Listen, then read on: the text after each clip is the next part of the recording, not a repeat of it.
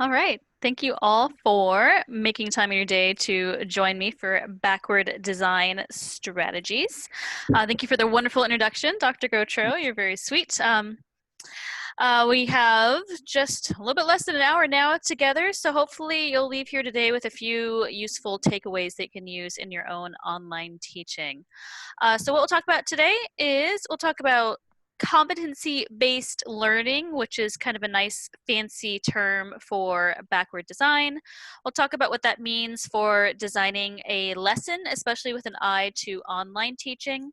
And we'll talk about developing content, practice, and assessment. My day job is teaching online. I do a lot of it, and I'm very interested in crafting very to the point lessons. So hopefully I can share a little bit of what I do with you and it'll be useful to you. I do understand that teachers have an understanding of writing learning objectives and the backward design process, and I'll just kind of talk about what it looks like in practice for an online teaching environment in particular.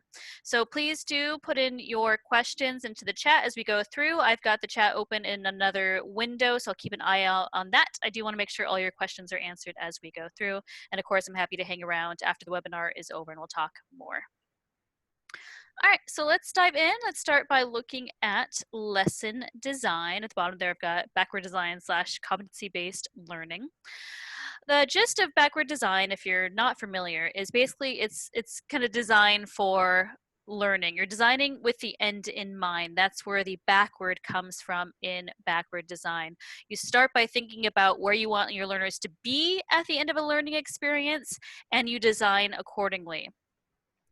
Backward design is great because it keeps your teaching more focused. A lot of educators, I find, kind of want to throw the whole kitchen sink at a given learning experience, throw in lots of things just in case, or interesting anecdotes or tangents, whereas that can actually detract from a learning experience and leave your learners a little bit confused about what they really need to be focusing on during a given lesson. This is also a learner-centered model. We hear that a lot. The idea here is, again, that you're kind of respecting the learner. You are designing for your particular learners, and you're telling them where they need to go, and you're just going to help them get there. So rather than standing at the front of the classroom, just kind of expounding on whatever your expertise is, and I guess it's a virtual classroom these days, you are starting by thinking about who your learner is and what they need to learn to be successful in your lesson. Backward design is also a learner-centered model because it does incorporate active learning. You're thinking about where you want your learners to be and how to get them there, and getting them there isn't just going to be passive content, it's going to be a variety of practice activities as well so that they can practice what they learn. Okay, so this is what the process looks like for the actual design of a lesson. As the designers, I'm an instructional designer, so I'm always thinking about the design of things. You start by, why did this go away? Oh, that was odd. All right, my PowerPoint's misbehaving. You start by creating the learning objectives. This is where you want your learners to be. That's the very first step in the design process. And we'll talk about what this actually looks like for the learners in just a minute after this. So again, this is backward because we're starting with the end in mind. Start with your learning objectives, and then you move on to the assessment. The assessment is the activity that your students or learners are going to perform so that you can measure where they got where they needed to be, okay? So this is where you're deciding what they need to be. The assessment is the thing that you use to measure whether or not they actually ended up there or not, okay? So this is basically the end of your lesson is already set once you have these two things. And the objectives can actually end up looking a lot like the assessment and vice versa. Well-written objectives are basically the assessment written out for you. It's just a matter of putting this into an actual usable format for your learners to perform the assessment. So once you have figured out where your learners need to be and how you'll measure that they got there, then you start coming up with the content. We'll talk about what that looks like, and the practice. So the idea with backward design is, again, you start with the end in mind. You figure out how you're going to measure that your learners got there. And then this is kind of like the road to get to the assessment. You figure out what content you need and what practice activities you need so that your learners will be really successful on the assessment. I talked about this being a learner-centered model. This is another way that this is a learner-centered model because you're thinking about your learner, who they are, where they need to be, and how you're going to help them get there by very specific content and practice. And this will be an active learning model as well. So it's not just them sitting back and listening to someone's wisdom. They're actually going to be engaged and active in the process. A little bit more on what each of these stages actually looks like. You're familiar with learning objectives, you are educators. These are very specific, measurable, and most importantly, observable statements that are a description of where your learners need to end up. And they all describe a specific action, right? They need to define something, they need to give an example, they need to list. And so when you craft your assessment, it should be very closely aligned to the learning objectives. Your assessment in an online environment, if you're doing something asynchronous or synchronous, it kind of varies based on your format. It could be a quiz question, it could be short answers, it could be some sort of simulation where they're demonstrating what they know, it could be an essay, it could be a group project. It really just depends. If you have very low level learning objectives, it could just be, a multiple choice quiz, and that's totally fine. It's up to you as the educator where you want your learners to be and how you'll measure that they actually got there. And the assessment here is the final learning check. This is where you make sure they actually got to where they needed to be. When it comes time to selecting your content, it is okay for the content to be a passive experience. It's very difficult and time-consuming to craft an entire active learning experience where the learners are super engaged and doing their own learning through the entire experience. It's not really realistic, especially with online learning. There is going to be a point in a lesson where learners expect passive content, which is a video, it's a reading. I know I put game here as a potentially passive content, but a game could be individual, it could be something small that they do really quickly. Overall, it is okay for content to be passive. There are ways to make it active, but it's going to be a lot more time consuming for you to do that. And especially in an online environment, if you had a really active experience where they're kind of figuring out the content themselves, they're going to need a lot of additional guidance to make sure that they don't go astray. So passive is fine, especially in an online environment. And then you get to the practice point. The practice is where they took whatever they learned in the usually more passive content portion of the lesson, and they are figuring out how well they understand it, how well they've incorporated it into their existing knowledge, how well they are sticking to the road that will take them to be successful on the assessment, the backward design road. They don't know that it's the backward design road, but the idea is the practice should give your learners a really good idea of whether or not they're going to be successful on the assessment. In some cases, it can actually just be a different version of the assessment. Like if you had a final exam that's a multiple choice exam, the practice could actually be slightly reworded questions that will appear on the final exam, for example. So this practice, again, should be closely aligned to your learning objectives, and it should be pretty similar to what they'll need to do for the assessment. And it could be a variety of things. It could be something that they have the opportunity to repeat over and over to process their own understanding. It's up to you. Overall, it should just be a low pressure experience. This is something you'd be more likely to grade based on completion rather than on how well they did on it. As long as they have clearly a good faith effort to do well in the practice, it should be low pressure because, again, they're just kind of figuring out where they are in the learning process. All right, so your comment there. Are there any precautions on distinguishing the assessment with teaching to the test or preparing students to succeed? I guess my only precaution would be, be a little more creative. I know that there's a lot of pressure to have standardized tests, to teach to the tests. This is your opportunity as you do the content and practice to really engage with your learners and get them hooked on the material. So, I mean, there's more detail we could go into with an entire lesson's worth of design. I'm sure you've got strategies up your sleeve as well. It's just a good opportunity to, be a little more creative than the test. The practice is great for learners to figure out if they're going to be successful in the assessment, but the assessment's going to be, kind of a tedious affair. I mean, maybe the practice should be a tedious affair then, because then they know exactly what to expect from the assessment. I hope that starts to answer your question. Please, if you have further questions or I didn't answer it correctly, please pop something else into the chat box there. Okay, so those were the 4 steps of the actual design process. Let's go ahead and take a moment to practice our own understanding of what that looks like. All right, so these boxes down here are draggable.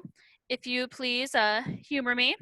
And which one of these do you recall goes into the first box? So I'm a designer, I'm designing a new lesson. What's the first thing that I need to do? Go ahead in the chat box, you can just type the word of which one is first.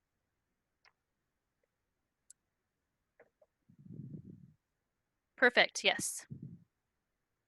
Objectives are first. All right, so I'm a designer, I'm following the backward design process. Oh, stay there, objectives. All right, so what goes in box number 2? What's the next thing that I should do in the backward design process?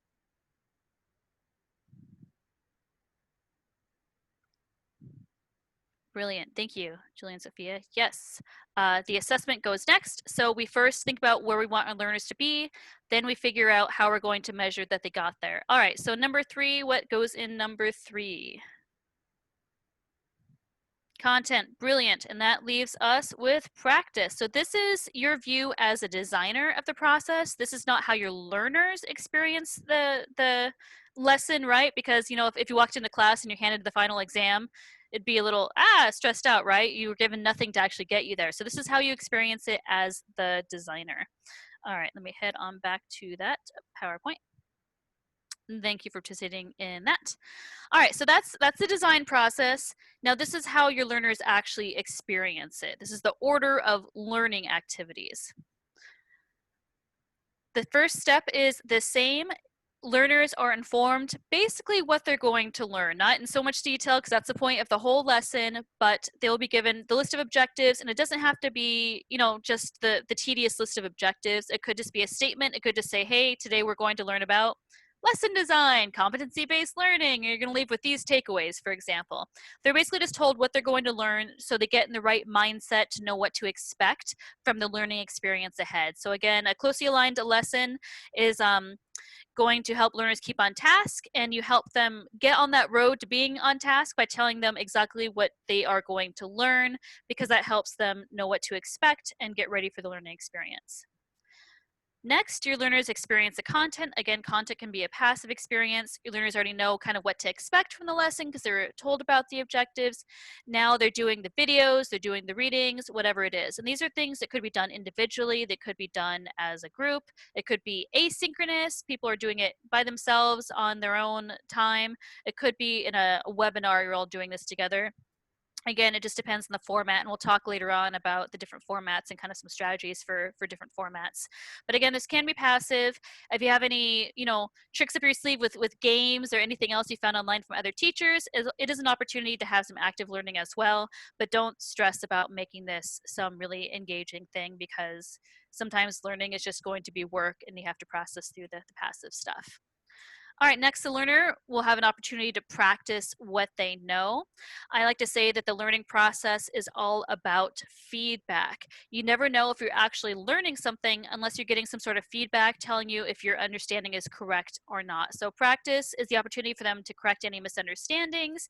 It should be kind of reflective of what the assessment is going to look like, but it's also an opportunity to be a little bit more creative in, you know, putting in a game, putting in worksheets, putting in group work, whatever it is, a discussion even, just a way for learners to kind of bounce off their own understanding, kind of, you know, regurgitate what they've learned and see if that is right or not, and fix any misunderstandings before they get to the assessment.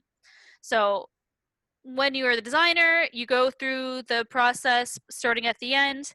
Your learners, they don't care how you got to the lesson design. This is how they're going to experience it. They're going to be told what they learn. They're going to learn, do the content, do the practice, do the assessment. And this is, you know, simplified overall for illustration purposes, but hopefully that all makes sense. Okay. Celine, yes, it's important to get very specific on students will learn. Perfect. Yes, thank you for pointing that out. If you're really vague, just saying we're going to learn about sound waves, learners are like, okay, I've got the big picture, but I mean, there's a lot to know about sound waves.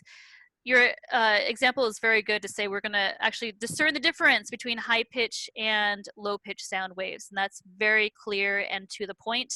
And that does set your learners up to expect what they're going to experience in the lesson.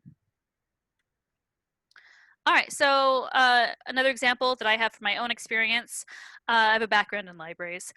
Learning objective might be students will be able to locate a book using the library website. It's clear and to the point. This is just a very small one objective. One lesson will probably consist of multiple objectives, so this is just an example of what this kind of process looks like. The content might be a short video demonstration of how to find a book. This might be the student is actually learning on their own from the comfort of their couch on their own time. The practice, I'm an instructional designer. I've built a lot of interactive tutorials. One of the things I did was a simulation of the library website so that they could practice using the library website without getting lost. So they had a simulation where they could practice searching for a book, and then they had some multiple choice questions that were ungraded. And then the final assessment could be a simulation or the actual website itself with no hints so that they can get lost potentially, and multiple choice questions that are actually graded. So the idea again is that the practice is going to be low pressure and similar to the assessment, and they basically just have to complete it. They can figure out what their misunderstandings are. This is the point where they can correct any misunderstandings, and the assessment is where I see that they have actually finally gotten it and been successful. And this, of course, I don't want to put it all on the students in the practice as well. As the instructor, this is also the opportunity to see how your students are doing, to check in with them, to do a formative assessment to make sure that they are getting the correct understanding, and if they're not, to work one-on-one or as a group with them to make sure that they are going to correct whatever's going wrong and get to the final assessment and be successful. Okay, so we talk about practice. Sometimes I try to model what I teach. So we talked about how you experience these as a designer. Let's experience these as a student. All right, so I've got the first thing, second thing, third thing, fourth thing as your students will experience them. And here are elements of a sample lesson. Which one of these should go in the first box? If you want to, you can actually maybe just call this one A, B, C, D in the chat box. Tell me if A, B, C, or D should go into the first box there.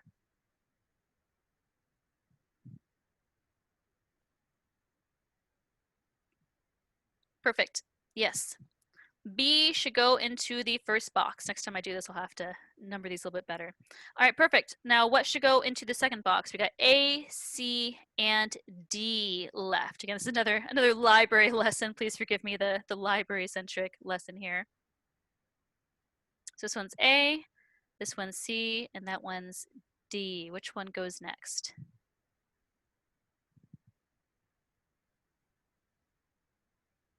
Yes, perfect.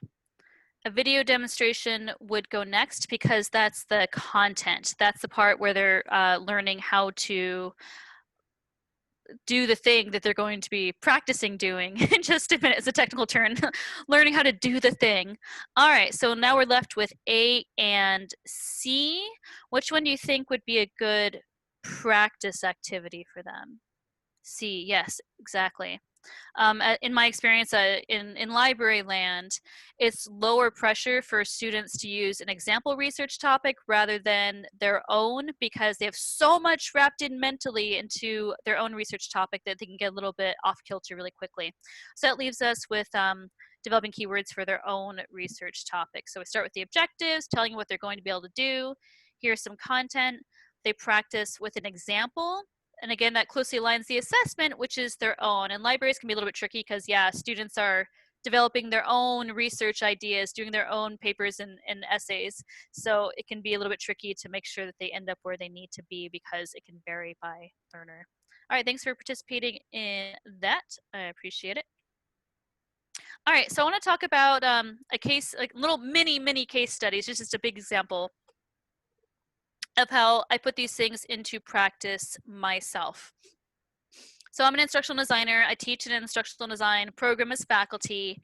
And in one of my classes, I created a new lesson for my students on open multimedia and copyright because it's something they need to know about as budding instructional designers. This is the class name. I want to tell you a little bit about my learners. The learners are adults, mostly Californians, that plan to work as instructional designers, and they go off to work all sorts of places, right? My course itself surveys a variety of topics. I'm going to cover one in a sample lesson. We actually spend 2 weeks in this class just on copyright and open multimedia, also known as potentially open educational resources, okay? So I'm going to talk very specifically about how I did a backward design process for a lesson on copyright and open multimedia that lasted 2 weeks in my online class. And the class is completely online and it's asynchronous. We have weekly modules, and as long as my students complete their activities by the due dates, they work however and wherever they want to, okay? So we do discussions and interactions and things, but as long as they meet the weekly deadlines, it's up to them how they want to figure out when to do that work. All right, so I started with writing kind of larger goals and then more specific learning objectives. I didn't talk about goals yet, but goals are kind of just like the big picture ideas, kind of where you want learners to be, kind of overall. It can be kind of like pie in the sky. My overall goals in the back of my mind are I want my students when they graduate, as they become professionals, to use copyrighted materials legally and to also identify as contributors to the open community. So if you're familiar with open educational resources, they are resources anyone can use to teach. And I want my students ultimately to be able to contribute to that community and be people that are sharing and want to help others be successful. So these are just in the back of my mind. Wow.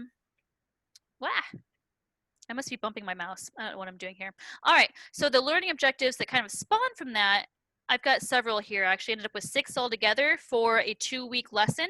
And these are lower level learning objectives, so it makes sense that I'm going to have a lot of them. If you did higher level learning objectives, if you're going up the Bloom's taxonomy pyramid, you might only have 1 or 2 if they're a higher level and more complex. But these are pretty simple.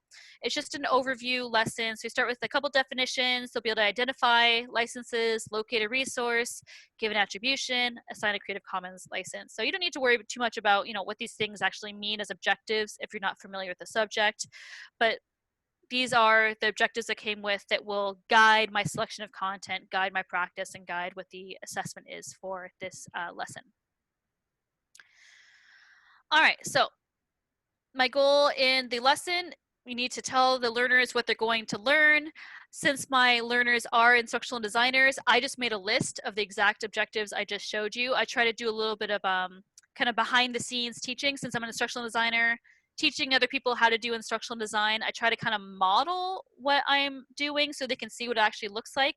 So I do just list out the objectives for them. If I had people that were not instructional designers, I would probably just say, hey, today, more casually, here's what we're going to learn, and not give them necessarily the nitty gritty. All right, the content that my learners experience next.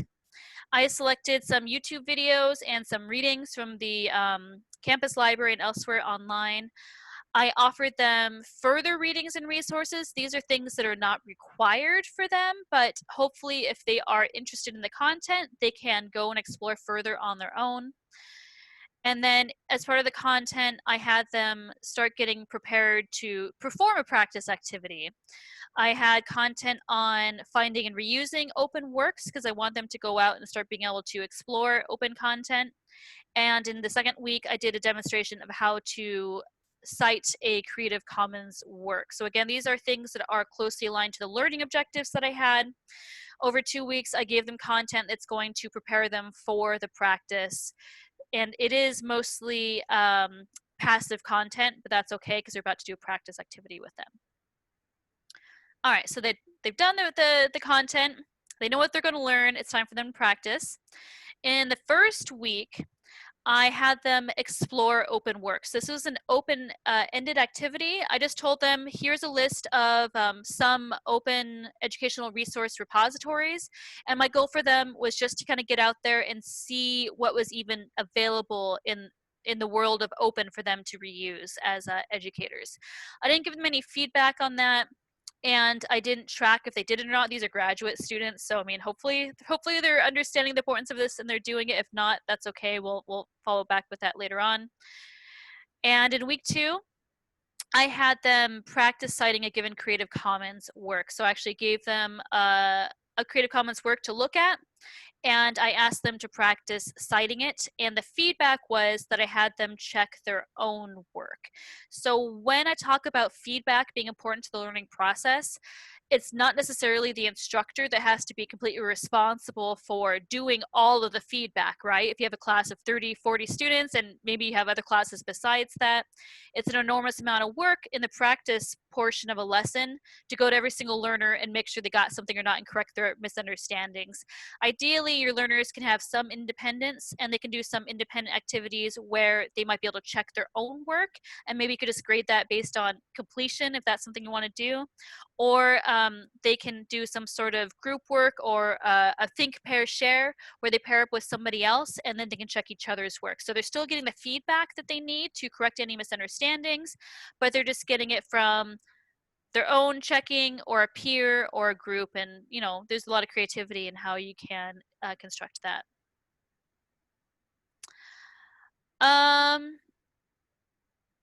Yes. I might actually ask you to send me an email just in case I forget to email you. But yeah, I'm happy to share my list of open educational repositories. I got my favorites. I'll just tell you right off the bat. My favorite one is actually, I can't remember the web address exactly. If you just Google OER Commons, that's my absolute favorite. That's definitely the most user friendly one, but there's others as well. And I'll circle back in the chat after we finish, and I'll email you what I have. Make a little note too. Chat, email. Okay. Okay, so let's scoot on. All right, so then their actual final assessment, again, this is a 2-week module. So at the end of the second week, I had them do the final assessment. And this is not a, you know, like a big A assessment or they're doing some big final exam or something scary. This is one lesson. So what I had them do was an asynchronous class discussion. So it's like a discussion board online where everyone posts according to deadlines, but they're all kind of contributing at different times before that deadline, which is totally fine. And here's the actual assignment I gave them in the class discussion. I asked them to take one of their own assignments or works or something they have created maybe for this class or another class, and I asked them to put a Creative Commons license on it and share it in a main post. So this is where I'm keeping those goals I had in mind, where I want them to identify as contributors to an open community. And I kind of sneakily did that by asking them to take something that they've made and share it. Okay, so once they do this, they have basically contributed to the open community, and that's when my little sneaky goal is achieved. And what I asked them to do was look at someone else's work and practice attributing it. So remember, our one of our goals was that basically I want them to learn to be responsible copyright users and to be able to reuse open works that they find online. And it's important to be properly attributing those works. So I had them practice by writing an attribution statement for their peers' works. And then the third thing they had to do was reply to one of their peers' attributions with an assessment of how well they did. So it's kind of this 3-parter, right, where they had to basically choose a work and make it into an open work. They had to practice attributing a peer's work, and then they had to evaluate yet another peer's attribution and see if it was correct or not. So we're kind of hitting a few learning objectives all at once here. And again, I'm keeping my goals in mind of I want them to kind of start identifying as contributors to the open community. And by having them actually go through the process of kind of contributing something, even though it's going to be in their own class, I'm getting them kind of in that mindset. And some of my students, I didn't require them to, did actually submit their works to an open educational repository, which I was very proud of them for that. So I hopefully, as they continue on in their studies, they have that in mind and they're thinking about contributing their own work. Okay. So again, as we go through, I know I talk kind of fast. If you have questions that go through, please pop them in the chat box. So let's talk about what this actually looks like when you are developing content, practice, and assessment. I know as teachers, you have familiarity with writing learning objectives, going through a lesson design process. I want to talk a little bit more about kind of, you know, these are a lot of things that I learned the hard way as an online instructor. I've been teaching online for a few years now. And as an instructional designer, that's kind of what we focus on, is teaching online for the most part. So I'll give you some tips on how to actually develop this stuff and what it looks like for an online environment. So if we could just pause for just a second, if you would please maybe tell me 1 or 2 formats that you teach or train in. So just in the chat box, are you all doing multi-week courses? Are you doing webinars? Is it going to be synchronous or asynchronous? I put that terminology there for you. I want to be able to kind of tailor this a little bit for your own experience as instructors. So if you just let me know what you're working on, I would appreciate it. I have experience in a variety of formats myself. My day job is teaching for Cal State Fullerton, so we do multi-week asynchronous courses, but I do a lot of webinars like we're doing right now as well. So do any of you want to share? I'll go ahead and just let you percolate on that for just a moment. If you want to think about what you're working on and pop that in. Oops, my slide went back one. Feel free to put that into the chat box. Okay. So let's talk about what your design strategy might be. The first thing as you are considering embarking upon the backward design process is to think about who your learners are and how they might learn best. It's important to think about how much time they're going to be able to spend on your lesson and what the format is going to be. It's important to think about the constraints for your students. Are they really savvy with technology, or do they struggle to use a computer? That's something to think about as you're kind of setting the stage for what practice activities they might have. And also think about your overarching goals for the learners and what's really attainable in the time that you have as the designer. I say a lot as an instructional designer that what I do is kind of like I solve instructional problems the best way that I can with the time and the resources I have at hand. Given all the time in the world and all the resources in the world, I could come up with a perfect lesson that is perfectly suited for my learners, but I'm just one person with limited time and resources, so I do the best I can with what I have. So when it comes to lesson design, it's really helpful and important to be realistic about what you can actually achieve with the design time and resources that you have, and with your own existing skill set as well.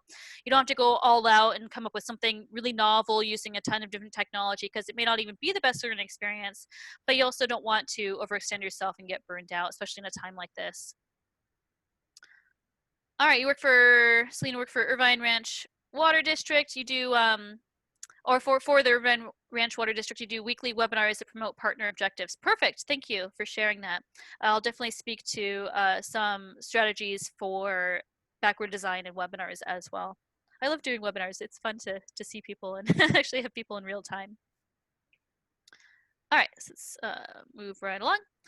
All right, so again, for content, passive is okay. Consider your audience. Are they people that expect passive? Are they people that get bored easily?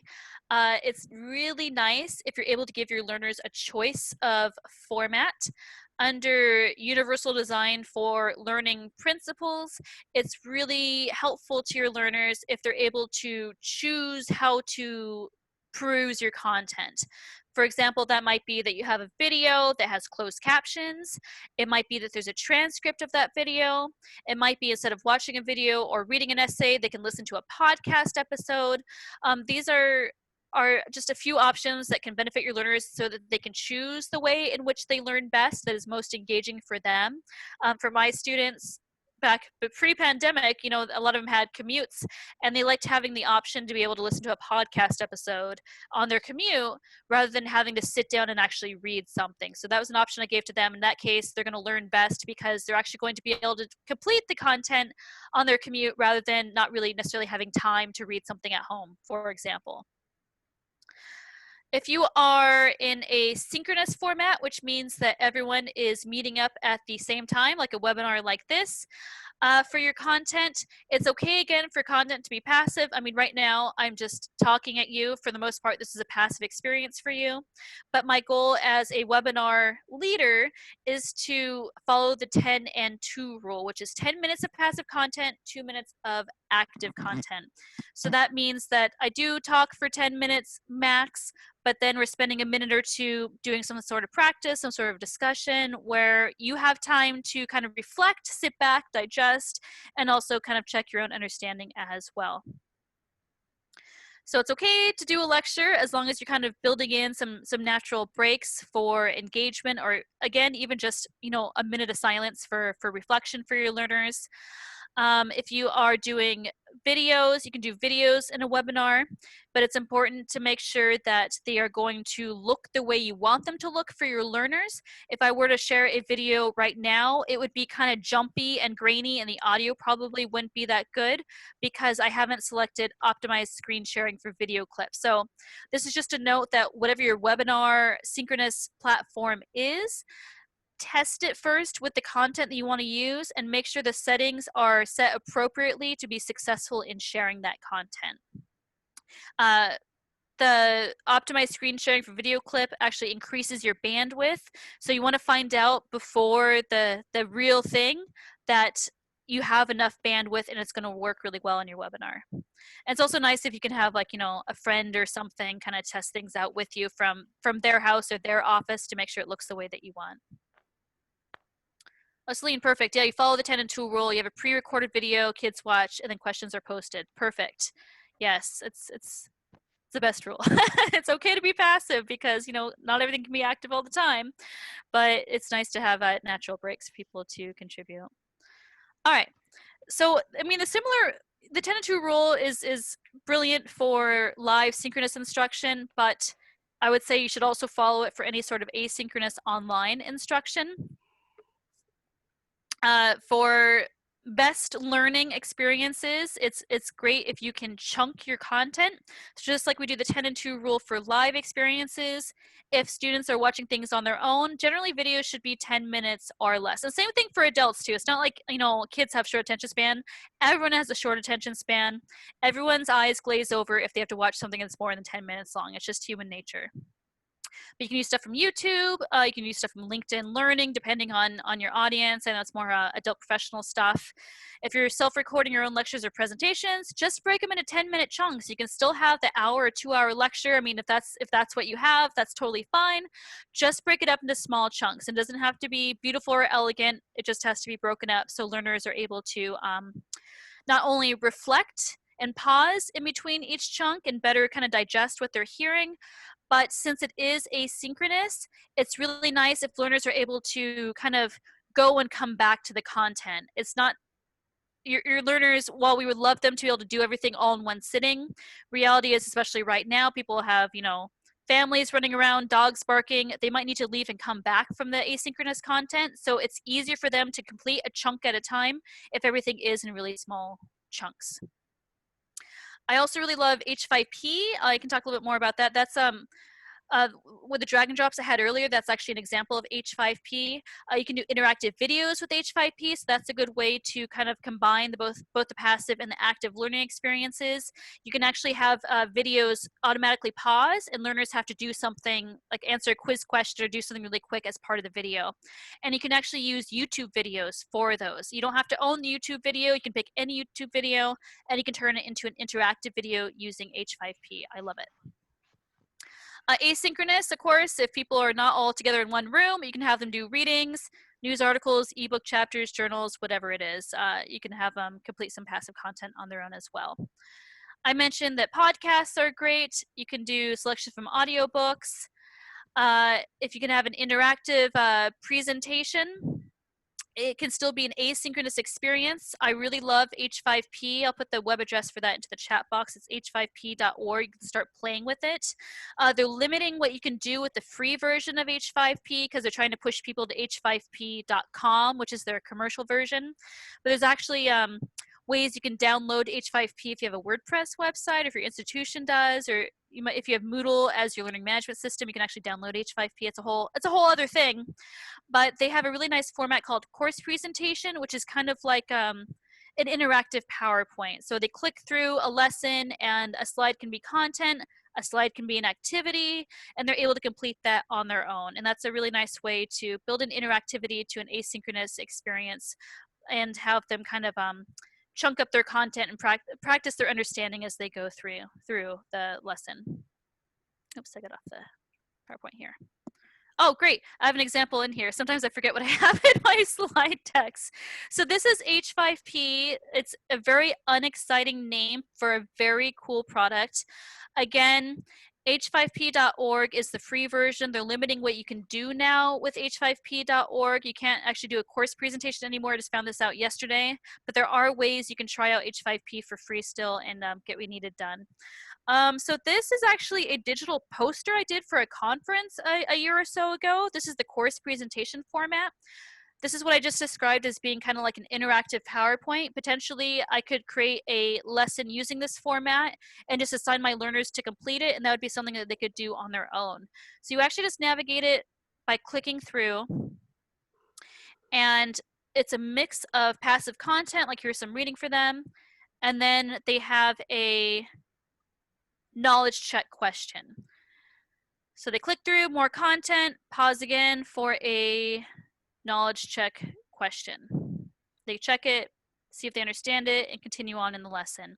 And then at the very end of the lesson, there's actually a final slide that tells them how they did on all the questions throughout the entire presentation. So this is the course presentation format. I really love it. H5P has about 30 different formats, and they're all interactive to some degree, and you can link to them or you can embed them as iframes into a course page or your learning management system. So head back on over here. Now, when you are thinking about what content you want to include in your presentation, oh, Celine, we said mystery science lessons use similar PowerPoint. Cool. Yeah, it's a good mix of, you know, giving learners control, but while also having a good linear experience, so they don't get off track and they're also able to check their understanding. Okay, so just a quick notes on copyright considerations. I talk a lot, and I see that we're running slightly low on time at this point, but that's okay. I should still get to the end here. You might be familiar with the fair use doctrine. I just want to point out that it's generally a legal defense. It's not actually a set of clear guidelines. So you might have heard you can use 10% of a work without paying licensing fees. Well, there's actually not a statement in the law anywhere that says that. It's just a thing that educators tell each other. Some institutions have a policy that they tell their faculty that that's fine to do. That's up to your institution. There have been court cases that have backed that up, but you know how courts can be. They can change their mind on whether or not it's actually a guideline. So generally, just keep in mind that to use something under fair use that requires your judgment. I actually did an entire presentation on copyright just this morning where we talked a lot about fair use. But a safe practice is that it's always okay to refer learners to copyright content wherever it's hosted. So again, probably don't copy and paste it if you're not sure, but it's always okay to give a link and have them go explore it on their own. It's okay on YouTube to link to videos or to use the embed feature for YouTube videos. That's totally okay. They provided that for you to embed the videos for a reason. And the point is basically just the original creator deserves whatever clicks there are. If there's ad revenue, they deserve that ad revenue as well. And you can provide links to lots of things: news, blogs, journals, ebooks, all sorts of good stuff. It is okay to summarize and maybe do excerpts from it that are short, but unless it's open content, in general, I recommend pointing learners to it. And, you know, this is kind of like, you know, the right way to do things. I know in reality, sometimes you got to do what you got to do, but just keep in mind, you know, if there's a way to avoid just copying and pasting, do that. Otherwise, you know, do what you got to do. I talked a little about open educational resources. There's a lot of materials that are available under Creative Commons. The more commonly that your subject is taught, the more likely you are to find materials for your subject. So there should be a lot for K through 12 because generally the same things are taught across K through 12. If you're teaching something more specialized or a really unique subject, you're going to be less likely to find free materials to reuse for it.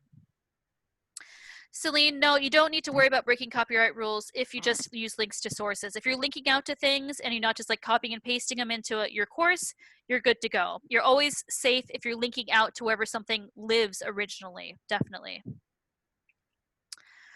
Okay, so back to Creative Commons. If you want to adapt existing materials that you find, there's 4 things you need to do. You need to follow the terms of the license. Again, I've done entire presentations on Creative Commons as well, so that's a whole nother thing. But you always need to give credit to the creator, state the title of the work, list the license, and link back to the source. If you want more information on this, I'll give you my email address at the end, and I've got a blog post I've written on Creative Commons licenses and more stuff on open educational resources besides. Just let me know. There are websites or programs we can download videos. Technically, it is a violation of copyright law to download videos that that don't give you the option to download them. So for example, if you go to YouTube, YouTube does not give users the ability to download videos. And I know that there are workarounds that people use to download YouTube videos. Technically, it's a violation of YouTube's terms of use and copyright law to download those videos. It is easier to organize, and it is really nice to avoid the advertisements or inappropriate sidebars. Absolutely, I've embedded videos into my own classes, and sometimes the ads get really annoying. Again, there's the copyright adhering way to do things, and then there's, you know, you do what you have to do. You might have your own assessment of risk when it comes to copyright. It may be common practice in your institution, but it is technically a violation of copyright law. Whether or not anyone's going to pursue any legal action against you, that's, you know, something you have to think about. If you have a password protected website, which you probably do since you're teaching minors probably for the most part, you're probably safe. But if you have a video that doesn't give you the option to download it and you're going about another way to download it, you're probably doing something that's against the terms of use. That's just how it is, unfortunately. Yeah, because I agree that YouTube has a lot of good content, but the ads and the other inappropriate stuff gets out of control. I do have an example here of a work that I have done a practice citation for. So for example, if I want to use a sound effect, this is the title of the sound effect. This is the user. I just use their username because I don't know what the real name is. That's fine. And that's the Creative Commons license that was assigned to that work. So yeah, if you're reusing Creative Commons stuff, look at the license, get familiar with the licenses, figure out how you can actually reuse it, what's permitted, and then make sure you do a thorough attribution because that's also required to reuse the free stuff that is licensed under Creative Commons. Oh, okay, so I know earlier you asked me to share my favorite repositories with you.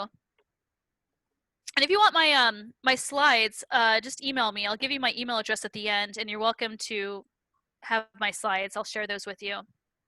These are my favorite open educational resource repositories. I mentioned OER Commons is my most favorite.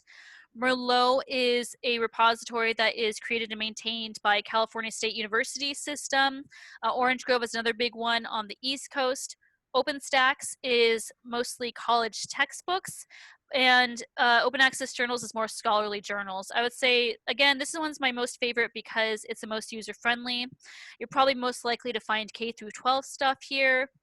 Merlot, you're probably more likely to find higher education stuff there, but you never know. I always recommend searching a variety of places to try to find what you're looking for. And again, the more specialized your subject, the less you're going to find for your subject, which is another reason I encourage you, just like I encourage my students, to share your own work so others can benefit from them if you're in a specialized area. All right. So I talked a lot about content. Let's talk a little bit about practice and assessment. If you're in a synchronous experience, like say a webinar, you can do polls. I've got a list of free resources for doing polls. Your webinar software almost always will have some sort of built-in polling feature. It can be a pain to set up the polling feature in your webinar software, so I like using Poll Everywhere or Mentimeter. Those are great resources. You can always just use the chat box, just like we did earlier. You can do yes or no questions. You can do short answer questions. You can do really short discussions just using the chat box. Zoom, like any good webinar software, will have a raise hand feature, so you can actually ask people to raise their hand if they agree with a statement and then have them put their hands down. If you want to do a discussion, you can use the chat box for that. You can do breakout rooms. If you do breakout rooms, definitely give some sort of prompt or a task for your learners to accomplish, and then visit all the rooms to make sure that things are going as you hope that they are going, and also to correct any sort of misunderstandings that your learners might have. You can also do screen annotations in a webinar. You can annotate the screen yourself with like text or arrows or drawings. You can also open up annotations so that students can annotate as well. So that's just a different way to maybe do kind of like a live whiteboard. You could just have a blank slide in your PowerPoint deck and people could go crazy putting annotations on it. That's just an option for you. If you've heard of Padlet, I love Padlet. It's like an online corkboard that people can contribute to. You can use it for brainstorming. I've used it for classes where I ask learners to complete a task and prove completion by posting something to the Padlet. That was kind of my assessment to make sure that they were successful. I've used Kahoot a lot. It's designed for kids, but I've used it for adults. I just used it this morning for a group of adults, and they were very entertained by it. There's a lot of existing quizzes. It's a quiz show style game that you can play live, or your students can play by themselves. There's a ton of existing content in there that you can just reuse. Oh, I heard a funny noise. If you do choose to use Padlet in an asynchronous format, I would turn on post moderation. I'm going to go ahead and make sure that we're all muted here. You can actually install Padlet on your phone as an app, and I'll tell you if someone's posted to your Padlet, and you can go ahead and approve that post right away or not. Sometimes learners get excited with things they can contribute to online, and they might do some, mild vandalizing or do something silly that, is besides the point. You can do Kahoot. Again, learners can play individually. You can use H5P. They have a ton of formats, including interactive videos, course presentations, games. You can have them complete an assignment where they create some sort of quick presentation for you. There's ways to annotate web pages. We don't have time for the Padlet demo, so I will skip that.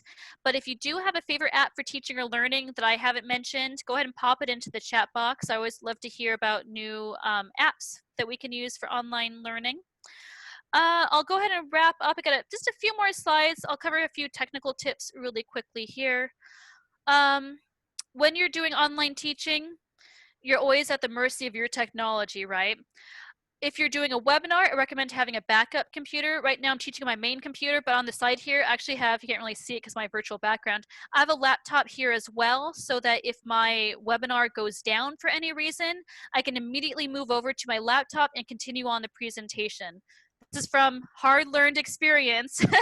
I've had computers go down or my internet's gone out, so if you have like a internet hotspot, that's a way to keep your internet connection going so you can complete a webinar. And again, the stakes might vary.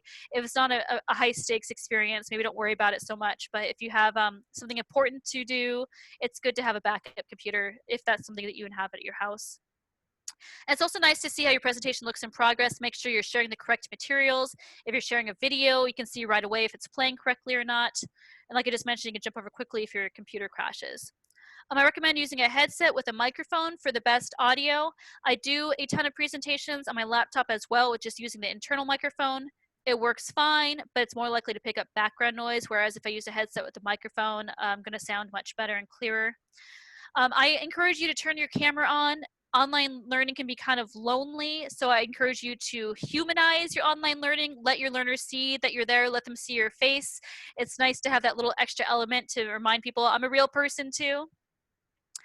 As you're doing your presentation, look over at your camera periodically. It can feel like eye contact for your learners. For videos too, if you record any videos, look at your camera as you're recording so that when your learners are watching the video, it's like you're making eye contact. Again, it's a weird, probably cheesy tip, but online learning, again, can be very lonely, even if it's a live webinar.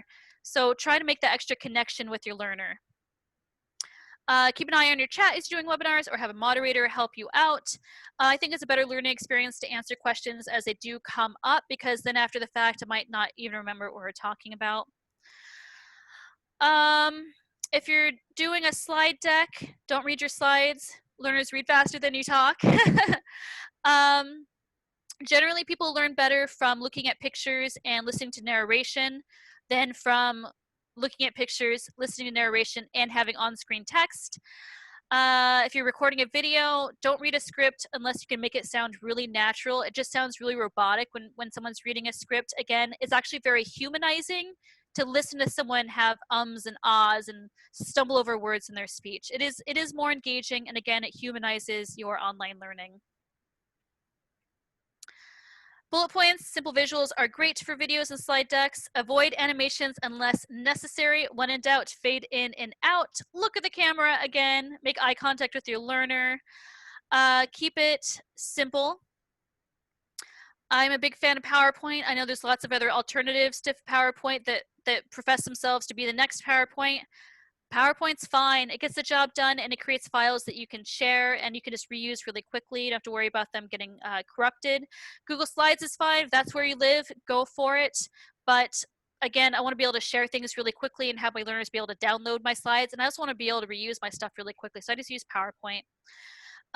Use built-in layouts for consistent look and feel. I know we've got about 2 minutes left. I'm kind of breezing through things now. If you have online tutorials or courses, chunk your content. Break it up, use headings, keep navigation clear and consistent, do some user testing, think about how easy something it is to use. Include progress indicators. If you have a quiz, your learners should know how many quiz questions to expect, because I don't know if you ever completed like a survey before, but when the questions go on forever, your learner is going to check out and they're not going to finish it, or they're going to get frustrated. Basically, overall, set expectations. All right, bottom line, I know I got 1 minute left. It's not going to be perfect. It's never going to be perfect. You're one person with a life and weird demands in this weird time we're living in. So save your own mental health. There's no one perfect way to develop a learning experience. You're going to do the best you can with the time and the resources that you have, and that's okay. If you teach something more than once over time, you can always make incremental improvements over time. All right, it's 4:59.